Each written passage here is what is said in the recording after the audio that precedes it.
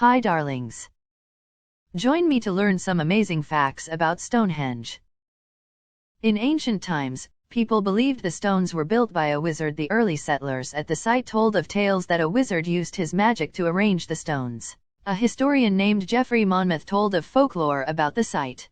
He said the Stonehenge was the works of wizard Merlin. Most people believed him for centuries. In the 12th century, a tale is told of giants placing the monument on a mountain in Ireland. The wizard Merlin then moved the stone circle to England. Each year, on June 21st, the longest day of the year, the sun always rises over the heel stone at Stonehenge, a single large sarsen stone which stands outside of the main monument. And the sun always sets over the heel stone on the shortest day of the year. Therefore, researchers believe that Stonehenge may have been a calendar, linked to the study of the stars. Other theories suggest that the site could have been a place of healing where sick people flocked in hope of being cured by the monument's miraculous powers. Others think the site may have been a kind of Stone Age computer that credited solar or lunar eclipses, or a temple to the sun or moon gods.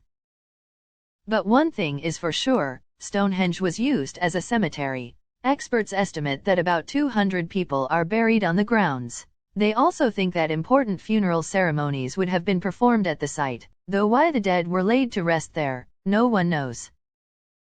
The construction of Stonehenge was done over 5,000 years ago. The Stonehenge structure is believed to have been built between 4,000 and 5,000 years ago. It forms one of the largest and highly complex sacred landscapes.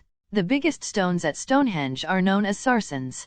They are 9 meters long and weigh at least 25 tons. Archaeologists believe that those huge rocks were brought from Marlborough Downs, 20 miles, 32.19 kilometers, north of Wiltshire. Scientists also believe that the site underwent many modifications, the biggest being in 2500 BC when much bigger stones were brought and used to make a more impressive construction. If you like the video so far, like and subscribe. Thank you. Stonehenge was auctioned off in 1915.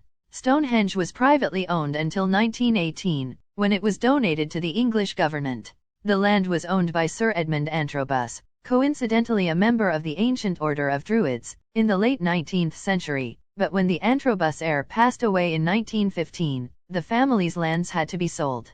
Naturally, it was put up for auction and Stonehenge was included in the price. It sold for $6,600 to a local man named Cecil Chubb, who, after leaving it in the hands of the government, was knighted for the donation. Charles Darwin discovered why the stones are sinking. In the 1880s, Charles Darwin was carrying out some of the first scientifically recorded excavations at the site, and upon noticing that the monument was sinking, he concluded that earthworms were largely to blame for the stones sinking through the soil. They are still discovering new carvings on the stones. From a far distance, the stones seem to show little detail, that they are simple rectangular blocks arranged in a circular pattern. But get up close and have an idea of what to look for, and you'll notice shallow carvings on the rocks. Some of the Bronze Age carvings are visible inscriptions left after Stonehenge was completed, appearing to be pictures of axes, but there are more which can only be viewed through laser scans done in 2011. These date as far back as the time of its building, and in total, there are over 100 carved axe symbols in the stones. How the Stonehenge was assembled is still a mystery. The stones used to build the Stonehenge are heavy. The smaller stones have been said to weigh as much as 2 cars, while the bigger one's weight is equivalent to a fully grown African elephant. Another mystery that has remained unsolved is the tools used to shape the stones. Shaping them would require a lot of hours when using stone hammers and chisels. How the stones were made to stand and the smaller ones placed on top has never really been answered. Archaeologists believe that the Neolithic man may have used ropes and strong wooden poles and frames to raise the stones, then fill the ditches with rubble and stones to hold the massive rock in place. Have you ever seen Stonehenge up close? Comment for me. Thank you.